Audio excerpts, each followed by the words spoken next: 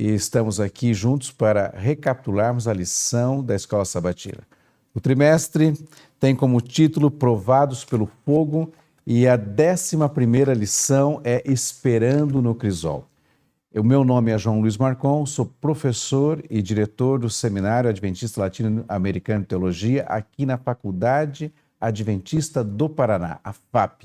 Comigo está o pastor Felipe Mazzotti, professor de Antigo Testamento aqui da mesma instituição, e quero desejar as boas-vindas a você também. Obrigado, pastor. Um privilégio estar com o senhor aqui. É um privilégio a gente poder recapitular essa lição tão importante, né, sobre esperança, sobre paciência, juntos, né? E é um privilégio também poder recapitular essa lição com você que nos assiste e que com certeza tem visto nesta lição sobre as provas de Deus, sobre o cadinho de Deus, né? O momento, os sofrimentos desse mundo, tem visto nela algo importante, lições importantes para a sua vida.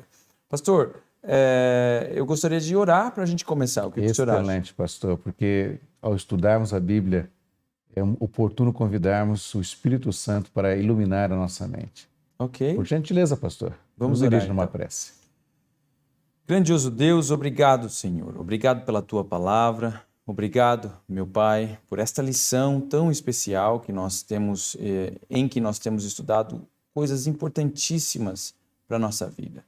Pedimos que o Senhor esteja entre nós, agora que a gente vai recapitular a lição da Escola Sabatina sobre a paciência que precisamos ter para viver nesse mundo e andar em direção ao mundo que o Senhor em breve nos há de dar. Pedimos que o Senhor esteja conosco, nos abençoe e nos dê entendimento. E o fazemos isso no nome de Jesus. Amém.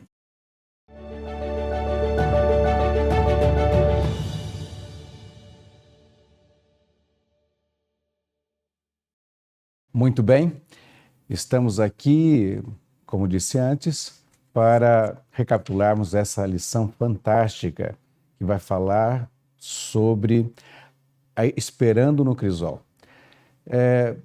O verso para memorizar dessa semana está baseado em Gálatas capítulo 5, verso 22. Mas o fruto do Espírito é longanimidade.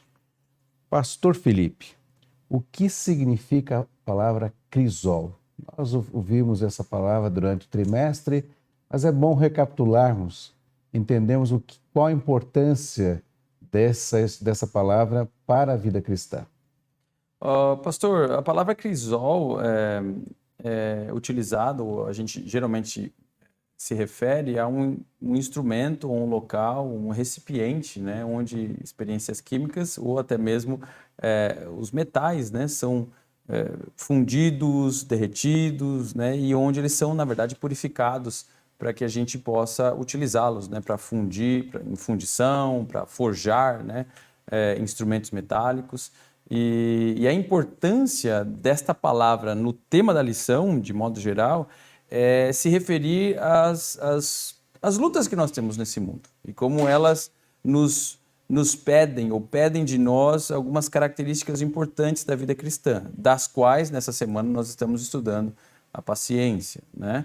E como elas instam conosco, né? O crisol da vida, instando conosco a esperarmos pacientemente na resposta de Deus, na atuação dele na nossa vida. Então é um termo que durante essa semana, ou durante esse trimestre, estamos estudando, muito importante para que a gente entenda bem o nosso caminho, a nossa caminhada nesse mundo, em direção ao dia que a gente vai encontrar o nosso Senhor. Amém.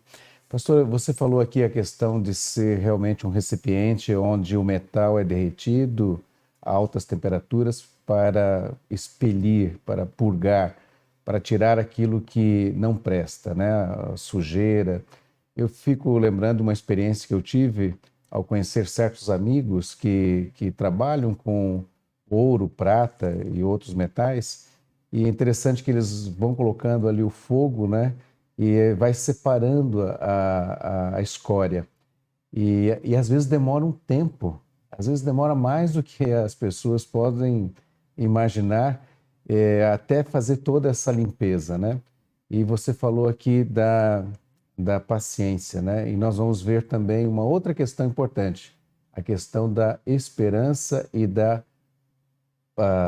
perseverança, né? De esperar perseverantemente em paciência. Isso é muito importante para a vida cristã, como você falou, é uma das características do crente, daquele que confia em Deus e espera pacientemente pelo seu Senhor. Não à toa a gente tem isso no próprio verso para memorizar, né, dessa semana, né, como um fruto do Espírito, a longanimidade, a habilidade de não só de esperarmos longamente, né, mas esperarmos corretamente, com a esperança correta, com o foco correto, em direção àquilo que Deus tem na nossa vida momentânea aqui nesse mundo, mas também o alvo, né? Até a introdução da lição falou de uma experiência que foi feita com algumas crianças, no qual a pessoa colocou ali um doce e disse para que ela esperasse, e se ela esperasse o tempo devido, ela seria recompensada. Mas algumas crianças, elas não tiveram paciência para esperar e foram logo e comeram e até às vezes tentaram dissimular ali que não foram elas que comeram, né? É uma experiência que até eu assisti, foi muito interessante, mas o fato é que depois os estudos mostraram que aqueles que foram pacientes, eles desenvolveram na sua vida outras habilidades e alcançaram sucesso na vida, sucesso na sua experiência, né? Eu creio que é isso que Deus quer da nossa vida como cristãos. O que você me diz? Eu acho que o que é interessante dessa experiência é que ela parece sugerir que quanto antes a gente desenvolve a habilidade de esperar com foco, tanto melhor para a vida cristã, né? Quanto antes você, amigo, você, amiga, entender que Deus tem através da sua palavra um foco para a vida de todo ser humano aqui nesse mundo, tanto melhor será para que você entenda as verdades espirituais ao longo da vida. Porque o que eu acho interessante, pastor, é que a palavra de Deus mostra que Deus tem verdades específicas para cada fase da nossa vida. Então, a despeito dos sofrimentos que deste ou daquele momento da vida, parece que o projeto dele não é um projeto para um momento, né? É um projeto para a vida inteira. Por isso que a paciência é tão importante. Porque ela nos ajuda a entender a vida como uma caminhada e não só como um momento específico. Até a lição, a primeira lição desse trimestre, ele falou justamente dessa analogia da vida cristã como uma caminhada, no qual o pastor Sim. está conosco, né? Mas nessa jornada, Deus tem um propósito. O próprio Deus é chamado Deus da paciência, né? Ele é paciente. Quando nós vemos as histórias do Antigo Testamento, e a sua especialização, percebemos ali quantas e quantas vezes Deus é paciente conosco, foi paciente com Israel, paciente com a sua rebelião, sua teimosia, mas tudo fazia parte do plano de Deus para desenvolver neles uma natureza mais semelhante à do próprio Deus. Me explica um pouquinho mais essa questão, essa exortação que a Bíblia fala, que diante das dificuldades, das tribulações, dos problemas que nós enfrentamos, está ali o Deus da paciência trabalhando conosco, pacientemente trabalhando conosco e esperando ver em nós o brilho do seu caráter. Ótimo. Pastor, tem um termo no Antigo Testamento que eu acho muito interessante, que é para se referir à ira de Deus, né? Ou a ira, de modo geral, que é o termo af, que é nariz em hebraico. Né? E é interessante que não usualmente, em alguns momentos, o termo af é utilizado para Deus no plural, como se Deus tivesse vários narizes, né?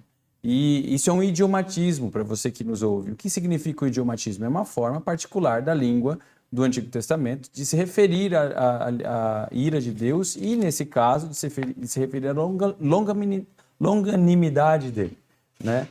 Por que vários narizes? Porque o nariz fica vermelho quando a gente fica com ira, né? Fica irado. Então a ideia no hebraico é que Deus demora para ficar irado. E isso é representado dessa maneira bem particular no hebraico, que é um Deus com vários narizes, né? Metaforicamente, obviamente. É interessante a gente perceber a forma gráfica como o texto descreve ou desenha esse Deus longânimo, esse Deus da paciência. Porque é particularmente isso mesmo que a gente acha na Bíblia.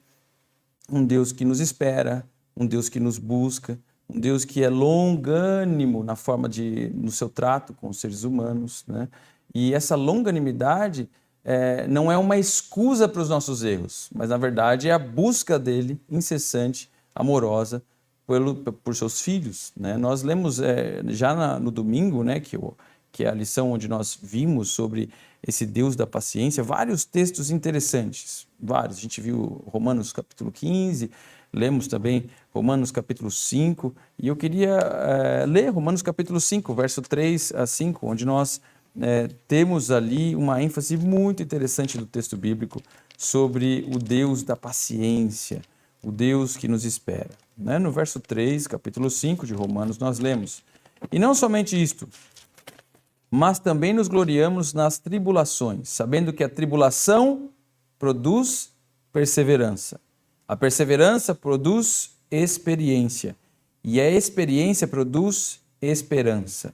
Ora, a esperança não nos deixa decepcionados, porque o amor de Deus é derramado em nosso coração pelo Espírito Santo que nos foi dado." Então, nesse caso, pelo que vemos aqui,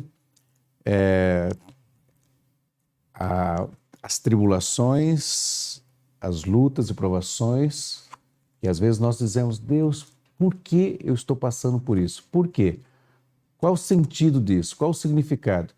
E aí vemos aqui que existe um plano de Deus. Por mais que a nossa natureza até às vezes recue disso e ficamos assim, até quem sabe até chateados ou magoados com Deus, mas no fato, Ele está expressando um propósito aqui, que é desenvolver a natureza amorosa em nós, fazer com que o seu caráter brilhe em nós. É difícil para nós, não? Exatamente. Essa é uma experiência particular de todos nós, seres humanos, e é bem difícil. Porque não raro a gente se vê em situações em que a paciência se esvai, né? Que a gente é difícil de se manter no autocontrole, com foco, né, em Deus, porque de fato há determinados momentos da vida que são bem desafiadores. Então, e essa paciência, às vezes, né, ela tem um tempo. E às vezes nós esperamos e talvez até podemos dizer, mas quando vai ter fim? Esse é um ponto importante, né? Que várias vezes a Bíblia fala do tempo de Deus e não no nosso. Poderíamos dizer um pouco mais? Por exemplo, Daniel 9, 483 anos até a vinda do Messias, depois mais 7 anos até o plano ali para com Israel se concretizar.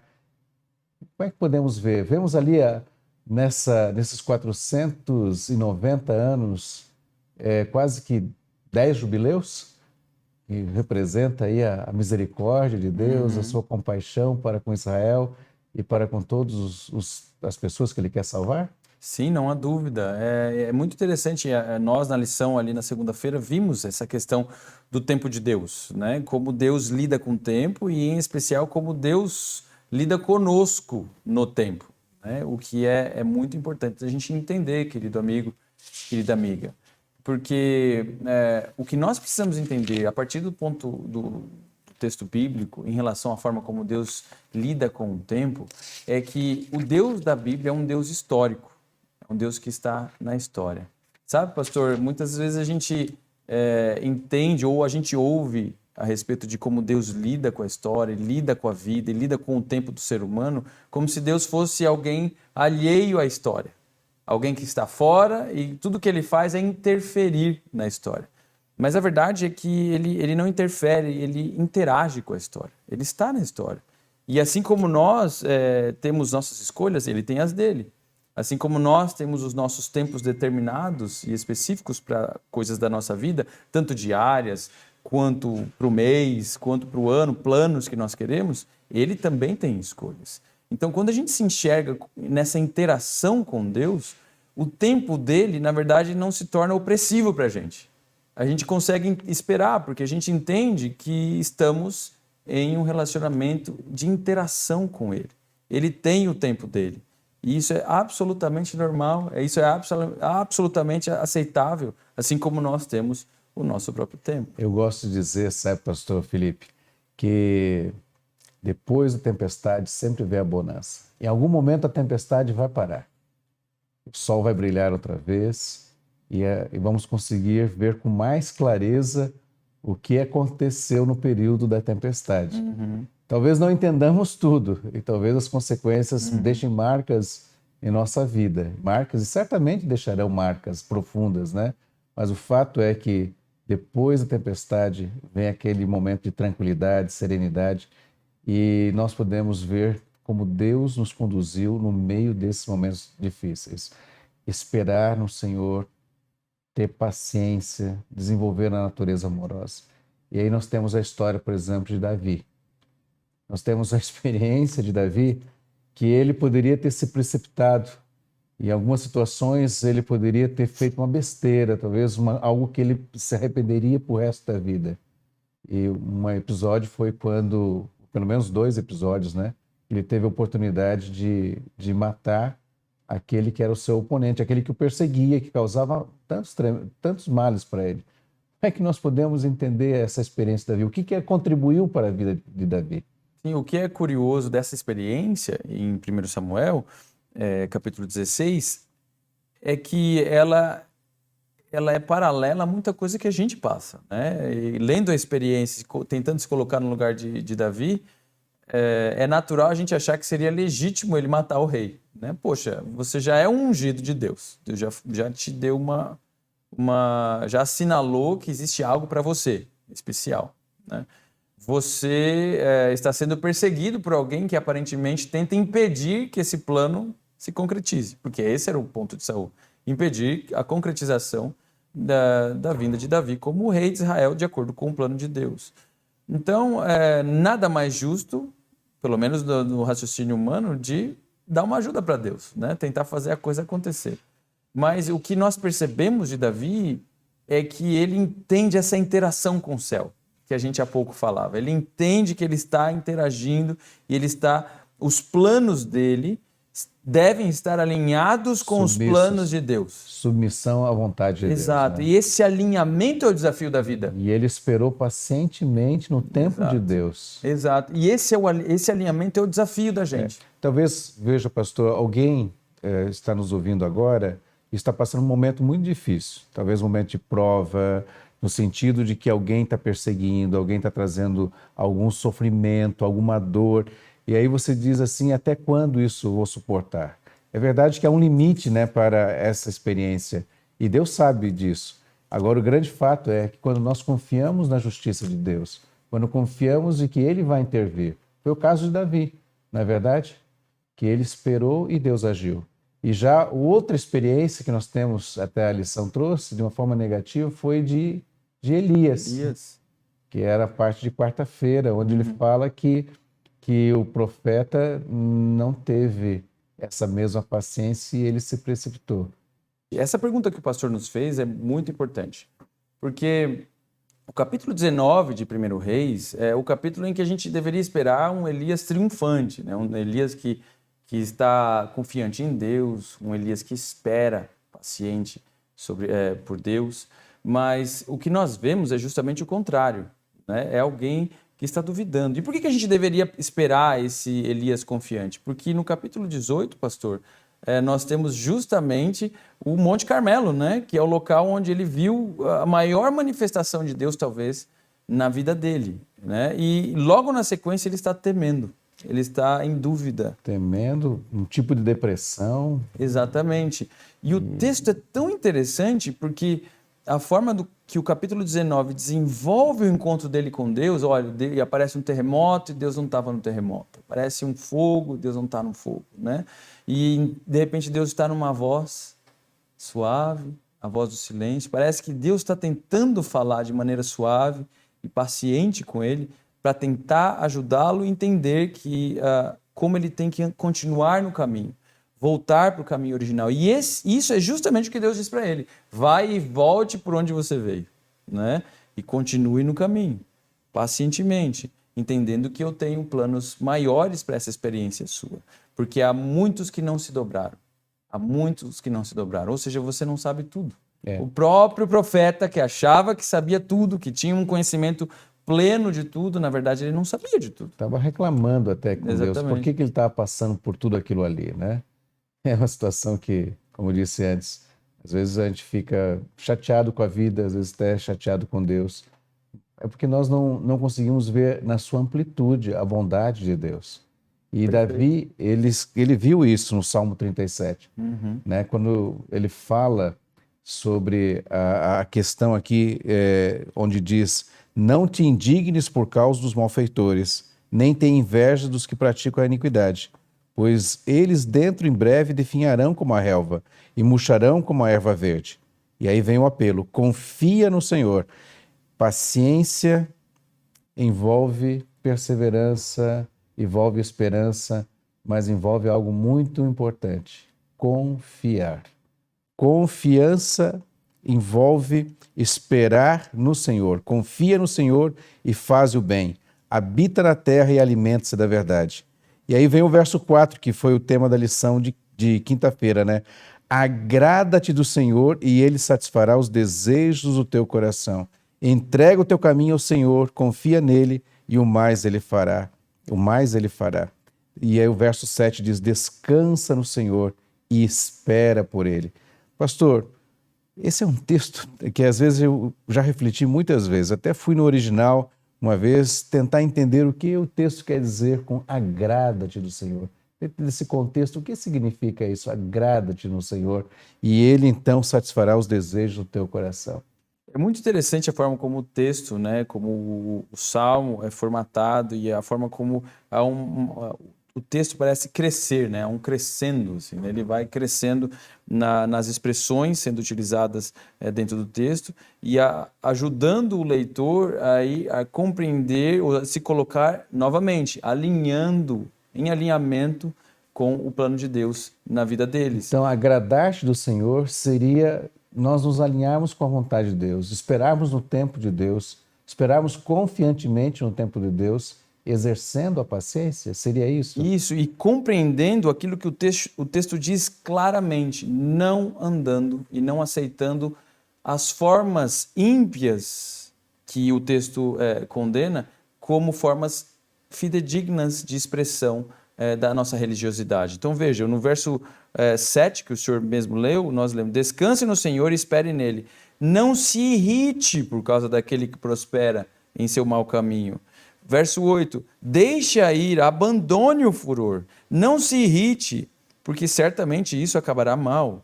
Né? Então parece que o texto está contrapondo o caminho do malfeitor e o caminho daquele que confia em Deus. Então podemos dizer que uma pessoa que se irrita, que perde a paciência, é uma pessoa imatura em sua experiência de fé.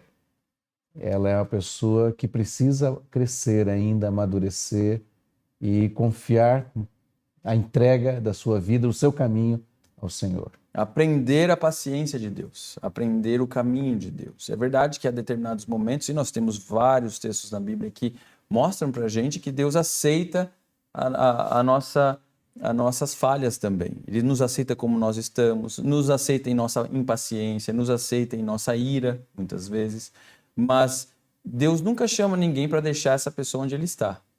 Sempre nos chama para nos levar a um desenvolvimento maior. E eu acho que é isso que o texto está dizendo. O agrado do Senhor é a gente entender que Ele está nos levando a algo melhor, a algo maior. E esse processo é o plano dele para a nossa vida. Ele nos purifica, nos lapida, nos transforma, até o ponto de que o reflexo da sua imagem esteja outra vez brilhando em nós. Que coisa maravilhosa, não é verdade? Muito bem.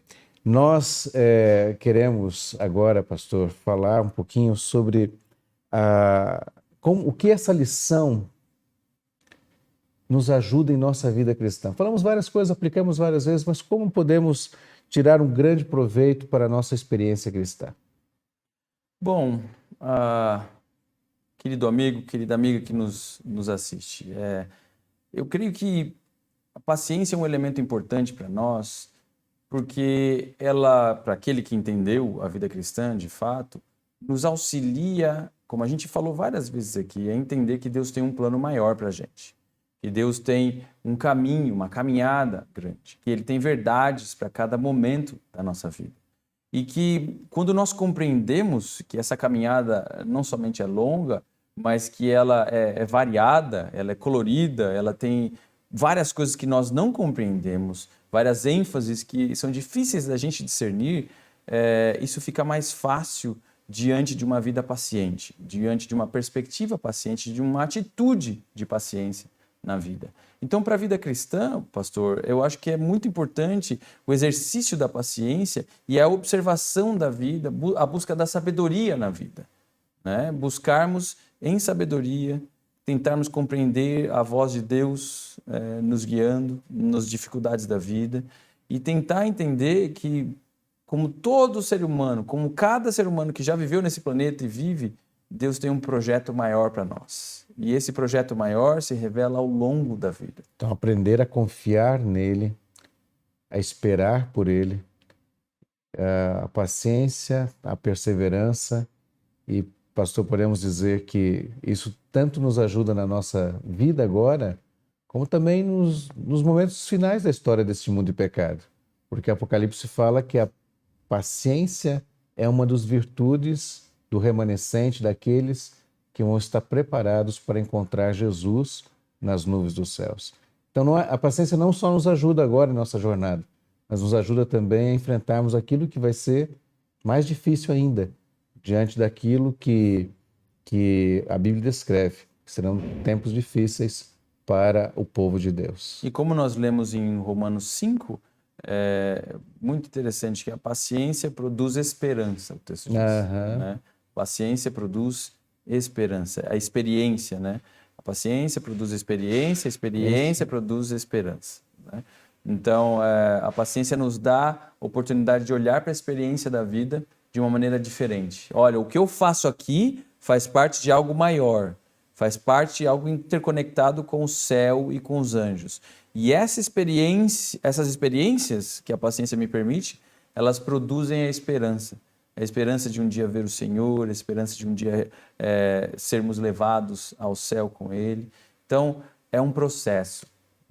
E você ali cita o verso 5 e diz: o amor de Deus é derramado em nossos corações pelo Espírito Santo. Exatamente. Então, todas essas experiências nos faz ver mais nitidamente que o amor de Deus é abundante em nossa vida e que a sua graça é transformadora e a sua graça opera continuamente para que um dia estejamos junto com Deus no lar eterno.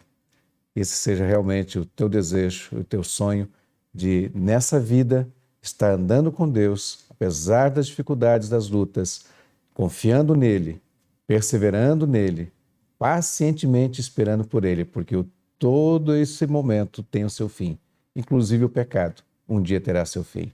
Vamos orar? Querido Deus, nosso Pai, nós te agradecemos pela vida, pela salvação, pela esperança que nos dás em teu Filho Jesus Cristo. Obrigado a Deus por esses momentos que aqui passamos, de estudo da tua palavra, e vermos, ó Deus, que nos momentos mais difíceis nós não estamos sós. Temos aqui, durante essa semana, estudado que homens de Deus tiveram essa experiência de ver a manifestação do teu cuidado, do teu amor e de toda a tua bondade para conosco, para com cada ser humano, inclusive esses personagens. Mas queremos, ó Deus, pedir que nos ajude a confiar nos momentos difíceis, nos momentos em que estamos dentro do crisol, para que desenvolvamos, ó Deus, a paciência, tenhamos o caráter de Cristo formado em nós, a sua imagem formada em nós. Nos ajude, ó Deus, a desenvolver esse fruto do Espírito.